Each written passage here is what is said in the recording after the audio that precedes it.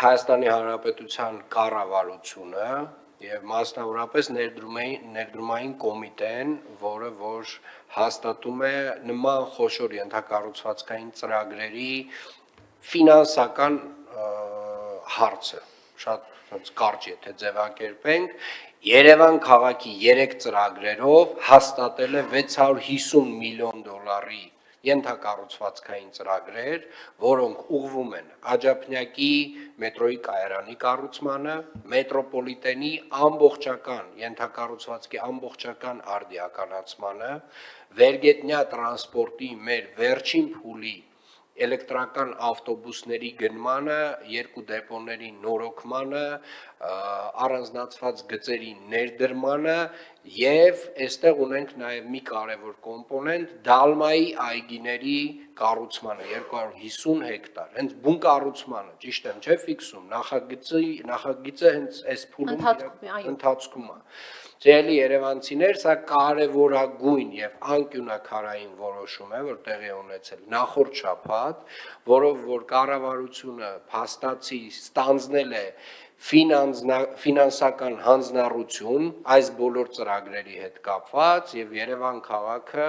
իրականացնելու է այս բոլոր ենթակառուցվածքային ծրագրերը։ Հիմա մեր խնդիրը հետեւյալն է։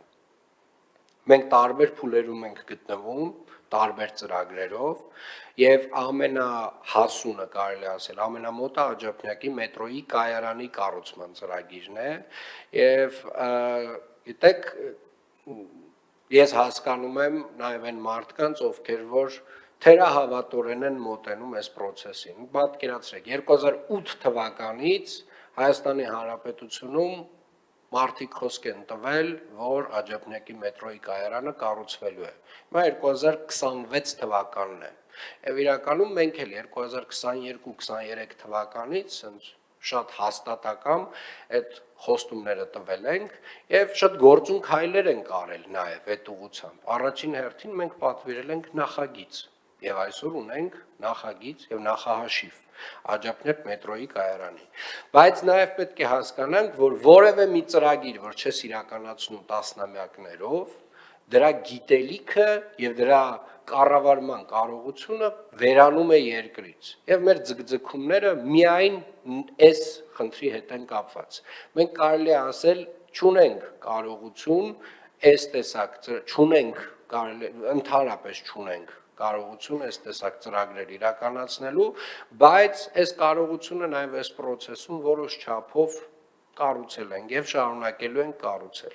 Հիմա Աջափնյակի մասով շատ կարեւոր անկյունակարային որոշում պետք է կայացվի։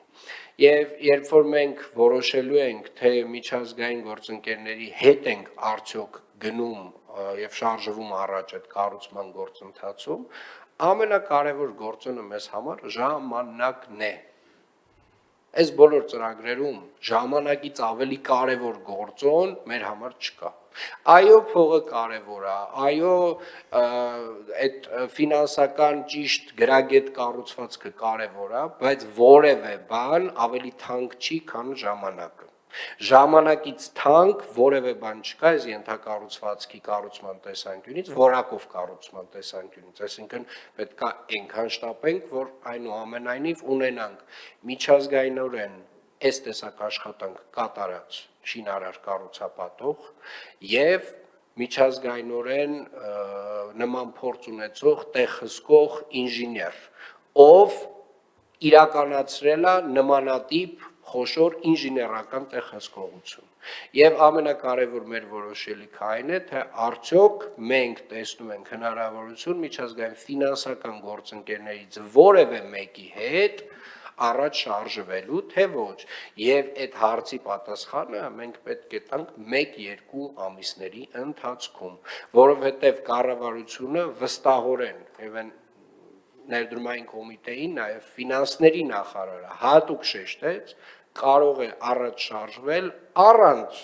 միջազգային ֆինանսական գործընկերոջ։ Այո, process-ը մի քիչ ավելի կազմակերպական տեսանկյունից խրթին կդառնա, բայց այնուամենայնիվ ես կարծում եմ մեր ծիգում բավարար փորձառություն արդեն իսկ ձևավորվել է, որպեսզի այս տեսակ խոշոր գործընկերներ ներգրավվի եւ process-ը գրագետ կառավարի։ Եվ հետեւապես Տիկին Բաբայան, ձեր հաջորդ խնդիրը այս բոլոր գործընթացների հետ գնու առաջին աջափնյակի հետ կապված հետեւյալ հարցին պատասխանն է. արդյոք մենք սա իրականացնում ենք միջազգային ֆինանսական գործընկերոջ հետ, թե ուղիղ կառավարության ֆինանսավորմամբ, որի գործիքակազմը ֆինանսների նախարարությունը ունի, ֆինանսների նախարարը այն օրը հստակ ասեց եւ կարծում եմ արդեն իսկ այդ հարցի պատասխանից արդեն կախված է, թե ինչ գործընթացով ենք գնում մեր օտարումների հետ կապված, այսինքն պետք է մաքսիմալ այդ այոն կամ ոչը շուտ ստանանք։ Ես կարծում եմ հետեւյալը պետք է անենք։ Առաջին հերթին, Տիկին Բաբայան, դուք ինչ որ մի ժամանակ անց պետք է ստանաք ինֆորմացիա, թե օրինակ այդ այոն կամ ոչը ինչ ժամկետում մեզ կարող են ասել։ Դուք պետք է բարձրաձայնեք միջազգային ֆինանսական օրենքն ու արդեն մոտավորապես գիտենք, մի գործընկերոջ վրա ենք կենտրոնացել։ Այդ այոն կամ ոչը երբ մեզ կասեն, այդ օրն էլ պետք է իմանանք դա այո-ա թե ոչ, եթե այո-ա շարժվում ենք իրենց ընթացակարգերով, եթե ոչ-ա շարժվում ենք մեր պետական ընթացակարգերով եւ գնում ենք արդեն ուղիղ բյուջետային ֆինանսավորմամբ։ Եվ ինչի՞ եմ ես միկրո մակարդակի մեջ մտնում, ուզում եմ հանկարծ որևէ տարընթերցում չլինի որևէ process-ի հետ կապված։ Այս process-ները հարության ուշադրության կենտրոնում են, մարդիկ պետք է տեղեկացված լինեն բոլոր մանրամասներով։ Ինչա տեղի ունենում, ինչի՞ա տեղի ունենում։